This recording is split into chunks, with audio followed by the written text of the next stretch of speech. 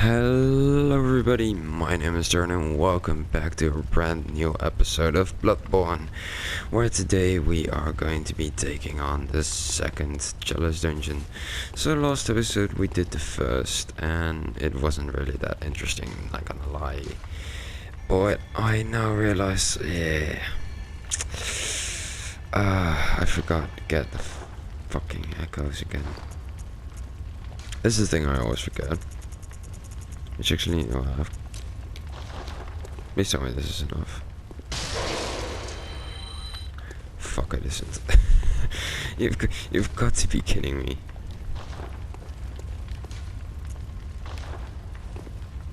I think this is the best place to get some quick echoes.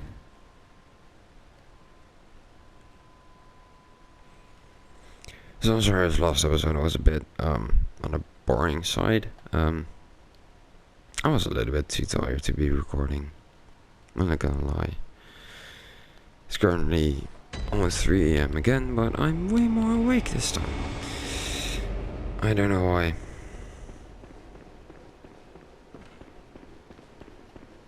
I shouldn't be getting stuck behind objects. Not really useful. You've got to be kidding me. Look at that triple kill down. That's truly something. I could also just blast him with a cannon. This is my first playthrough I'm really doing with the cannon. And I have to say, I'm loving it. I know in the DLC there is even a better cannon. You have the charge cannon. Actually, before I upgrade this cannon to +10, I should really be looking into the church cannon. Maybe that one's better. Also, we got the Pytherium Root Chalice. Now, the thing is with the Pytherium Root Chalice, it's basically the first chalice, the same level, same... I don't know, no, not the same bosses, I think. But it's random, so the mazes are random, the chambers are random. So you basically can play this over and over and over and over and over and over and over and over again to just get loot. Or a lot of insight, because you do get a lot of insight from these things. And what I mean by that is every time you see a boss you get an insight, and every time you defeat a boss you get 1 or 2 or sometimes even 3 insight. Correct me if I'm wrong on that one. I know it's definitely 1 or 2. But if you walk through a jealous dungeon, that you can just, well, you can basically kill everything in 1 hit. Like, you saw me yesterday fighting through those bosses. I didn't even have to restock or anything.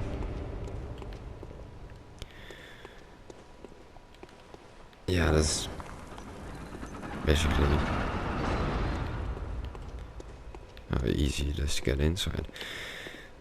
It does take like half an hour to get through the entire thing.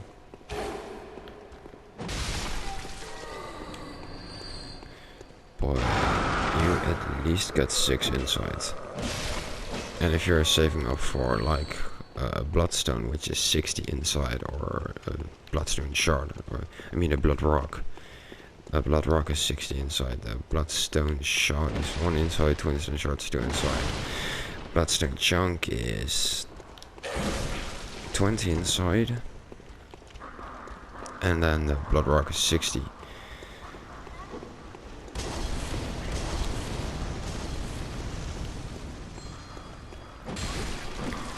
Ooh, another 1-hit kill. I guess I'll just use this.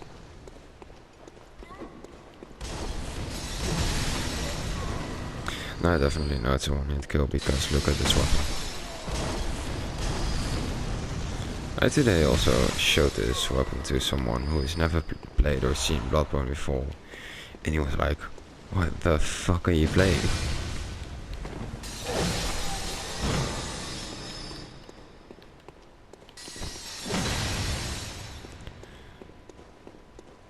It is a really good game, this.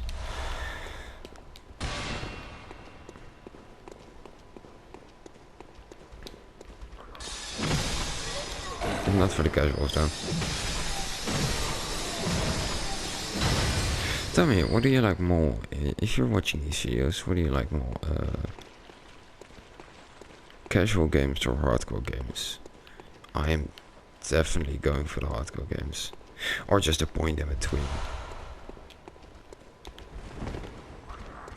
Like some people are not like really into casual games because they're too easy, but hardcore games are like, yeah, but I don't have that much time, so they just go in a point in between. Like, I think Destiny 1 was a really good example of that. And it's great. I mean, Destiny 1 was awesome.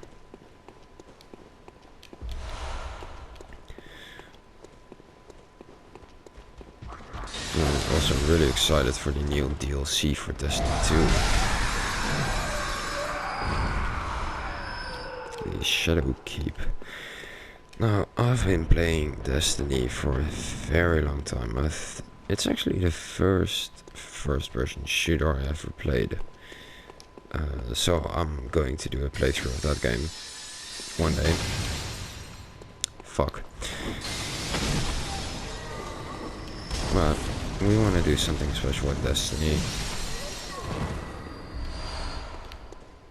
Because everyone has the game, like me, Bjorn, Kieran, and yeah, Milo needs to buy it. So if he buys it, we're gonna do the entire playthrough.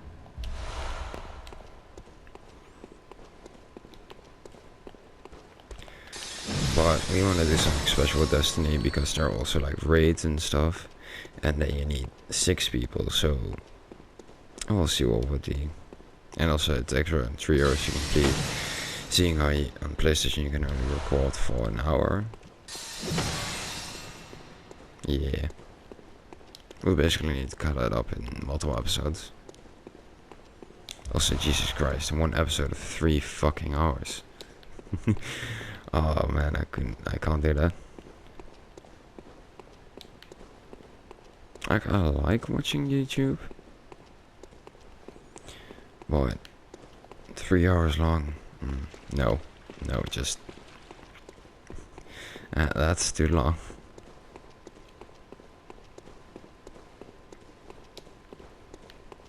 The only reason I watch a video of 3 hours is if it's a stream.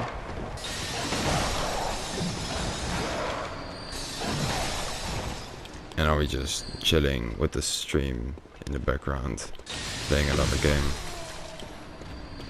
Most of the time just playing the same game as the streaming guy. And if I watch streams, it's always Minecraft. I can't watch any other game on stream. It would just start to bore me. For a guy who spends so much time on YouTube. I really like Minecraft videos are, for me, the most fun to watch. Or just the other people try not to laugh challenge. Because whenever I look for a try not to laugh challenge, it's just shit. So I watch other YouTubers and maybe they have some good videos or something.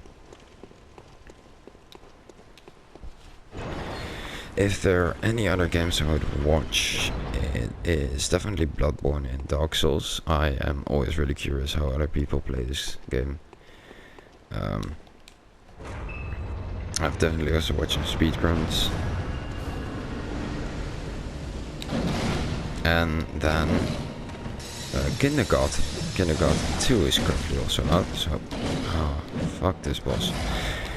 I really enjoyed that series. I watched 8-Bit Ryan. He does a very good job at filming that series.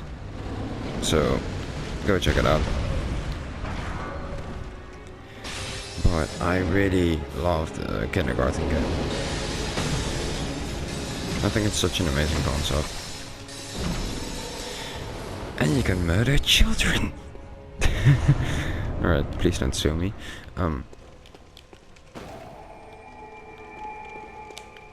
Yeah, we came from here? Oh no, here's the elevator.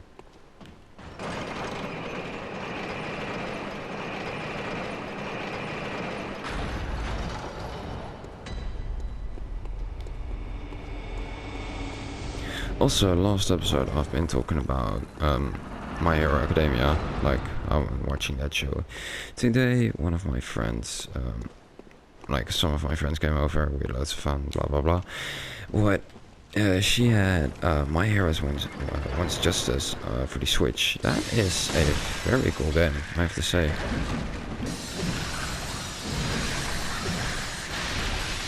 I thought it would be like Tekken or Street Fighter or whatever game you play.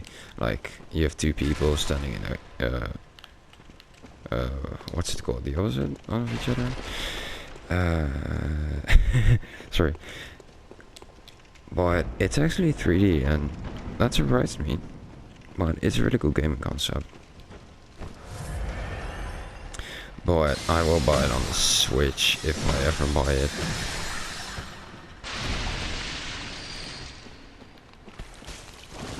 Oh shit, those things. Oh no.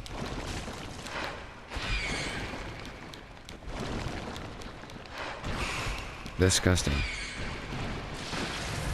Absolutely fucking disgusting.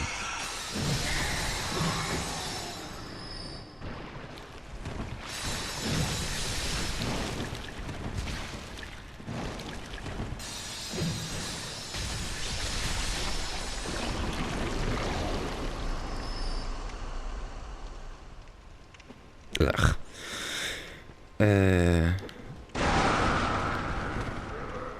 No, I'm not scared. Sorry if that scared you. I don't know, all these tropes is just that I'm mentally dead inside, so I don't get scared too often. Jesus Christ, that was loud. I'm gonna be saying other things when I'm playing horror games, but yeah. During Bloodborne I don't really get scared, or Dark Souls, or...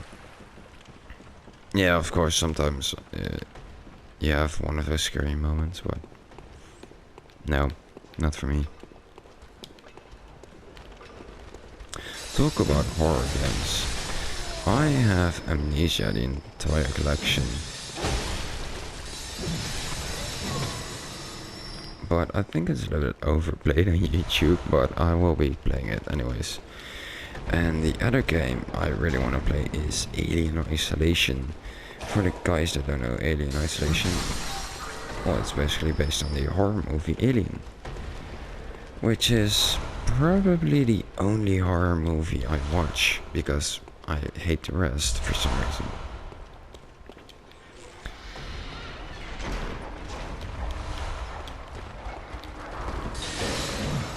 I'm sorry if I'm not talking about the game, but there's really nothing to talk about during the challenge dungeons, because they're so straightforward.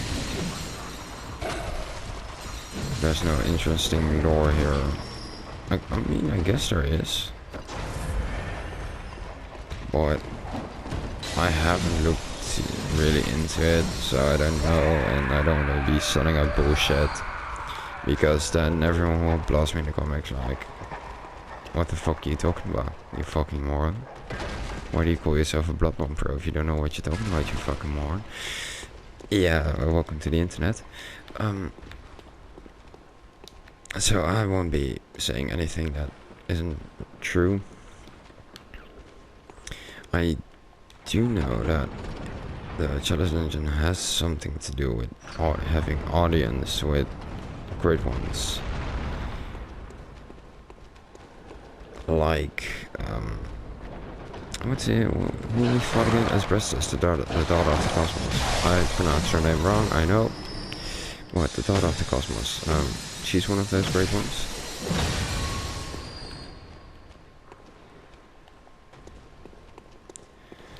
And I think Rom, because we also see Rom in one of the challenge dungeons.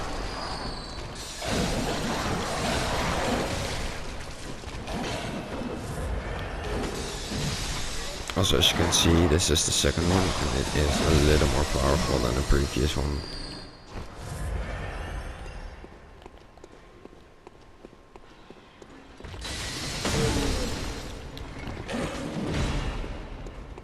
I also didn't get any bullets, so I can't perform a He smacked me out of my time. Son of a bitch. But I can't perform the cannon attack. Perform. What the fuck am I talking about?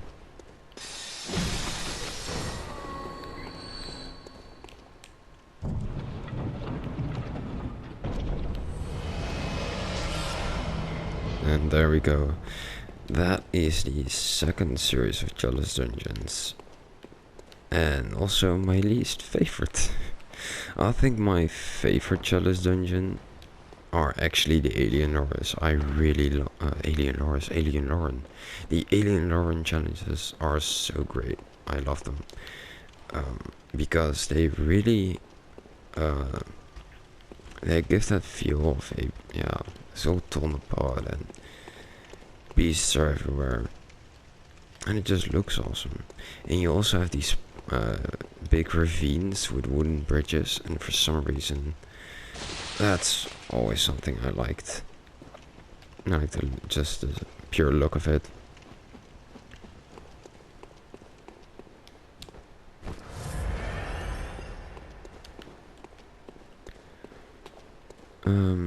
Anyways, let's continue.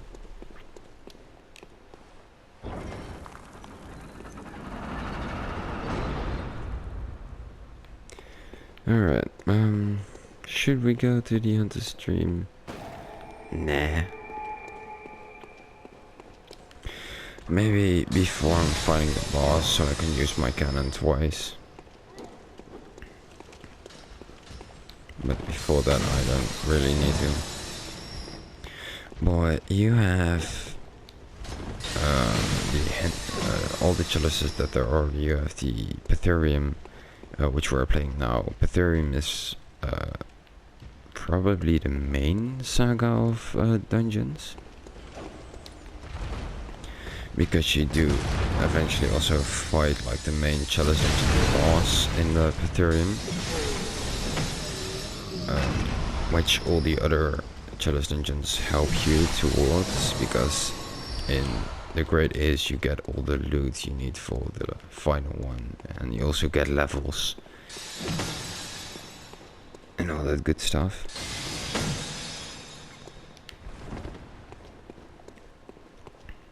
But that is Pytherium. Then you have Alien Lauren, which is, like I said, that's just the best one. And that one is also to prepare you like with resources, but you can also get a weapon from one of the chalices.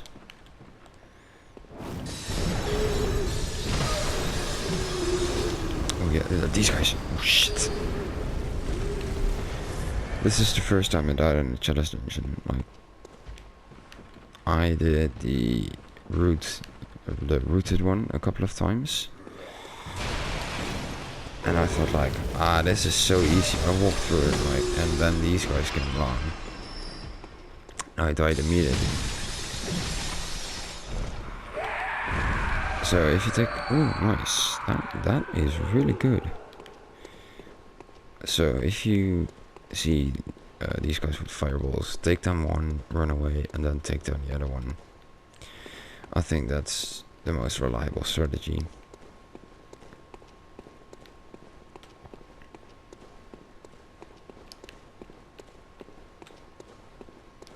Anyways, I was talking about the chalice dungeons. Then you have the Pytherium, Alien Lauren, and then you have Hintertomb. Now Hintertomb, like I said, they all work towards something. In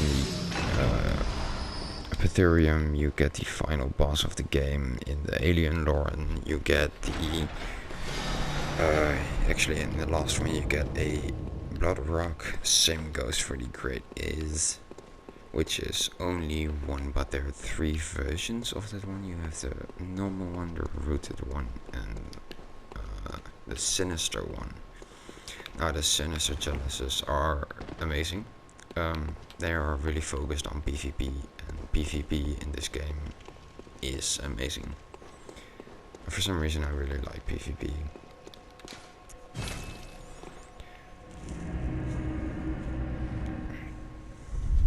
Probably because I'm decent at Hunter v Hunter fights. You saw that in episode 23, I think.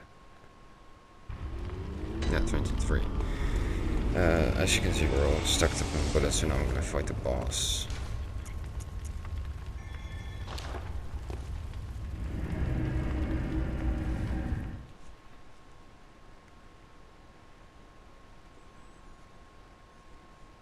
What was the boss again?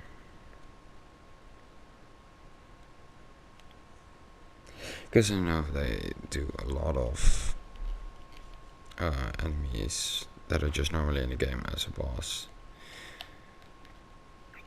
Like the brain suckers from the Upper Cathedral, they will be a boss eventually. Now, what I was saying about working towards something in the alien lore, you get from the first one you get a weapon, and from the second one you get a blood rock, so it's definitely worth playing those two. Great is you get also another blood rock. Ooh, it's this fight. This is a really unique fight, or you get multiple in a Jealous Ninja, but it's a Jealous Ninja only fight. But then same with the Great Is, which is only one chalice, which you get another blood rock for it, so it's really valuable to do because it works towards getting full weapons plus 10. And then there is the Hinter Tomb, which only works towards the... what's the item called again? Anyways, it's a multiplayer Chalice Dungeon thing, which you can also buy for 10 inside. So it has no fucking use unless you're really want to focus onto multiplayer Chalice Dungeon. But if you're not like me, then it's not worth it whatsoever.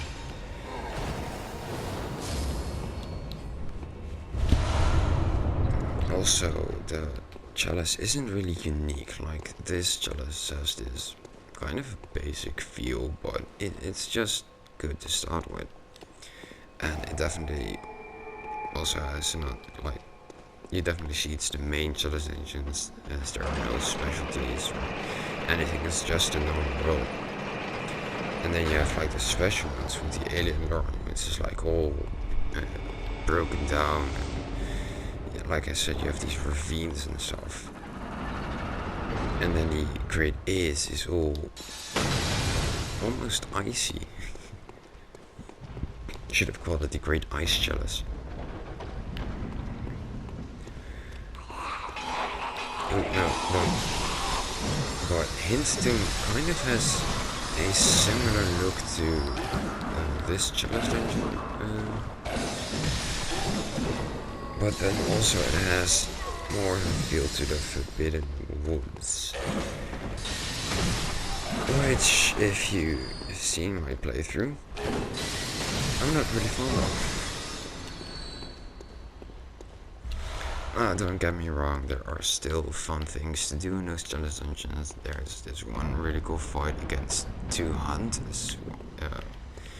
It's actually a boss, but you will fight the madman, I think he's called the madman. And as soon as you get close to beating him, this other hunter spawns, and it's such an exciting fight. And you can buy his gear set then. So yeah, it's also going to fill with specialties, don't get me wrong. It's just a shame that they haven't given it a specific feel or a really good reward at the end, because they are pretty hard Chalice Dungeons. Now, I think the Hinter Tomb is only made out of 2 Chalice Dungeons, same for the Alien Lore. Then the Great is 1. The Betherium is made out of 5, and then they also have different versions of each Chalice Dungeon. You have to root it, and then with some Chalice Dungeons there is the Sinister, so... And you can see how many... I think there are 12 Betherium Chalices for you to play through.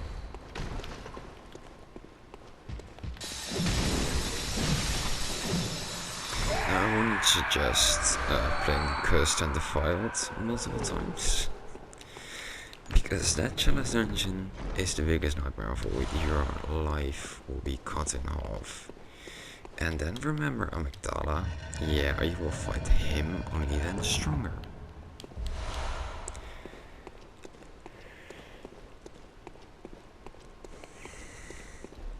I think that's the challenge dungeon I've been stuck on the longest.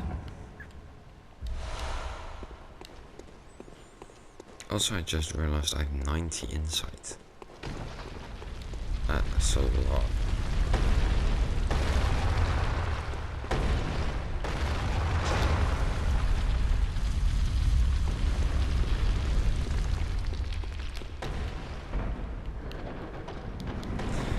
And there we go. What the fuck is that sound? What the fuck is this room?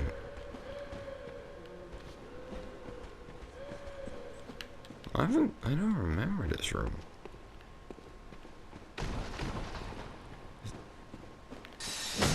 There must be something, eh? There it is. Please don't tell me that's it. 2 mold. Oh look, another chest.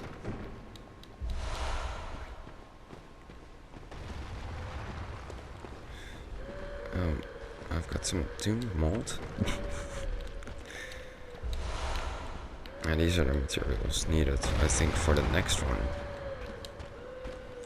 Now the next one will be, I think, will be a little bit more difficult.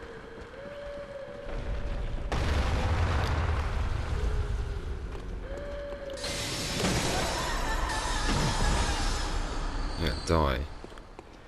Oh, finally the sun's gone.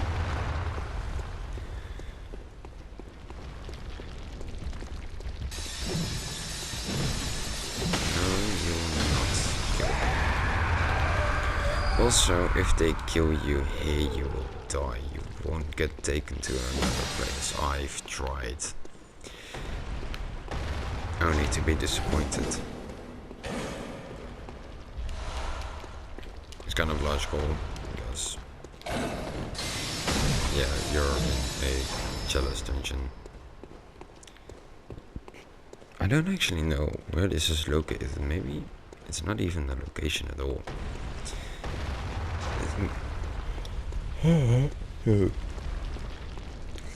Sorry there. I think I am getting tired. Oh, I had a long day. Don't get me wrong, it was a good day today. Or yesterday, it's 3 AM.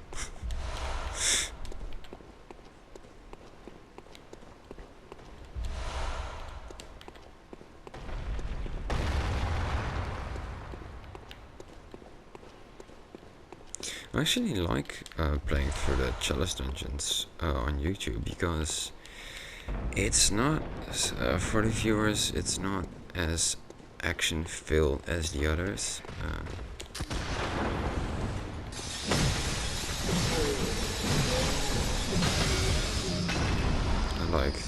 I don't fight a whole lot of cool enemies. There's no cool world locations to discover. It's basically just me going around, but it is, however, a very relaxed playthrough, so I can do this at any time, even when I'm tired. Now that's for now, and for now I can do it when I'm tired. Later I won't. Shit.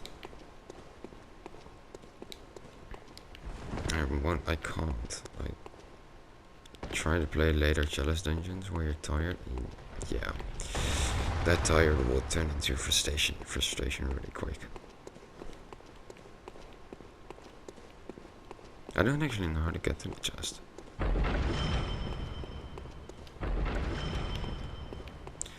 That was just the looting area, I forgot. Shit. Sorry if that took a little long. But like I said, I kind of really like playing through these dungeons with you guys, because it's way more relaxed. And just relaxing is sometimes also very fun.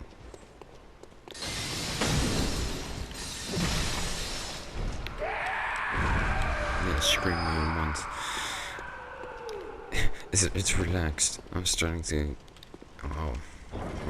insult everything I kill. I guess that's me. Nothing you can do about it. Nothing anyone can do about it for that matter.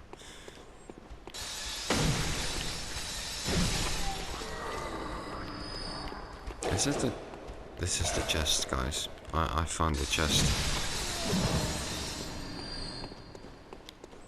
Because look, on the other side of this door are spikes, and there are 2 doors here, and this will lead back here.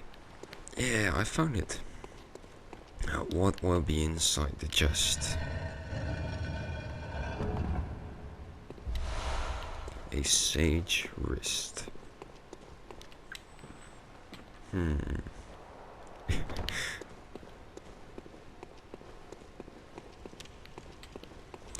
Also, I think in a couple of episodes ago, I started, or I asked you guys what you think is the weirdest, most disgusting item you can find in this game.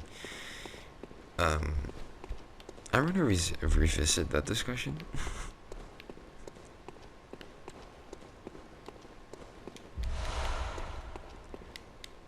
Because there are so many weird items. Like in the end of this video, when I fought the final boss, I'll show you all the new collections I got.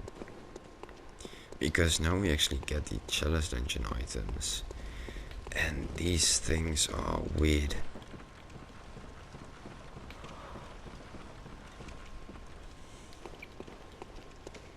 Like properly weird. I mean, you've already seen a couple of like yellow backbone, bloodshot eyeball, and then of course the red jelly, which I think is my top. It doesn't go any further than that, but I really want to know your opinion on this.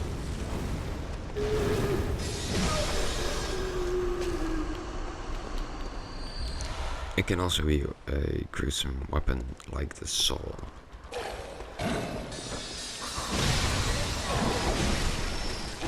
You could think like, what the fuck have I come up with such a twisted weapon like this? That man must be mentally insane.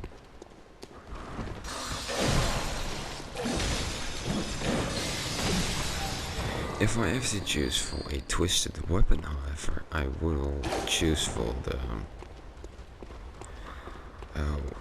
it doesn't really have a name, because it's one of the weapons of the enemies. But one of the witches, or not the witches, like the mentally insane people you fight on your way to the Witches of Amwick. Some of them wield this stick with a burning metal spike blade. And what's not burning, it's glowing red hot. And they punch you with that? Like, who came up with that? Can you imagine being punched with all those like pointy bits and just burns into your skin and... Ugh. I want that weapon. It would be very cool if you could have the weapons of your enemies. Like, Bloodborne isn't the only game that misses that. A lot of games misses that. Because I remember it wasn't really the best update. But Destiny 1, the House of Wolves update, we got to play with the Queenbreaker bow and the Drag's Promise and the Lord of Wolves. Now, they were not the exact same weapons as our enemies used, but they came pretty close. The Drag Promise was definitely, and the Queenbreaker bow, those were the same. But the Lord of Wolves, not really. I've already been here. But I remember those weapons were so much fun. At least I've played them on other people their accounts. I never got them myself, which is sad. I'm gonna get some bullets and then I'll fight the boss. Now, like I said, having the weapons of your enemies, I think in Dark Souls you can have your enemies' weapons because you can absorb the souls of your enemies. Like the boss souls.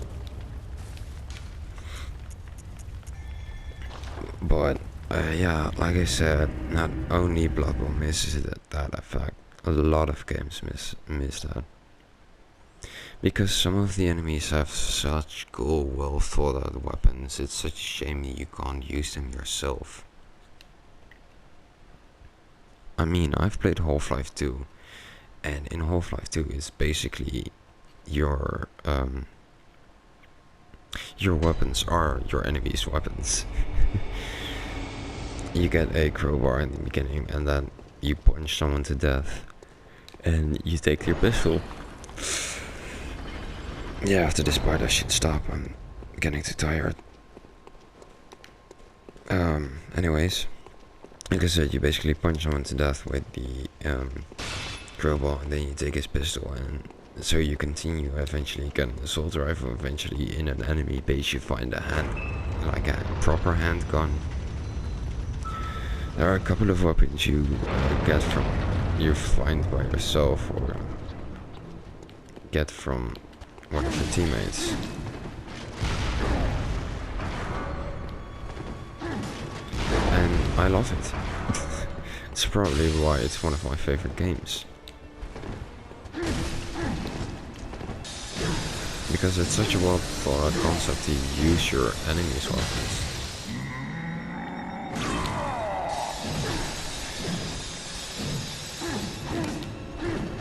Yeah, similar like with this dude. I think actually there is this golden dude in Dark Souls 1, and he actually also uses these sickle things.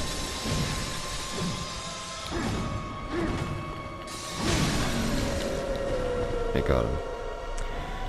So I think in Dark Souls 1 you actually can get them, but can you imagine like having those things to fight with?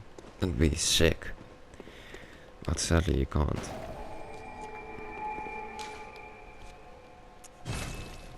Now don't get me wrong, the weapon design in this game, like I get why they didn't implement that. Because not all the enemies' weapons can transform. Well, actually, that is probably the only one that can transform into two. But the rest of the weapons can't, so I guess that's the reason why they didn't do it. But if they're enemy and game developers watching this, it's a fun thing to put in your game.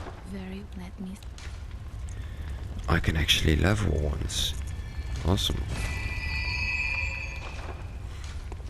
Farewell. Anyways, I've done the second challenge engine today. I hope I found everything. I'm going to bed. Anyways, that'll be it for today. I hope you liked this episode. If you did, please leave a like and consider subscribing to join me on this crusade against the beast. And next time I will not be so tired. So I hope I see you all then. Goodbye.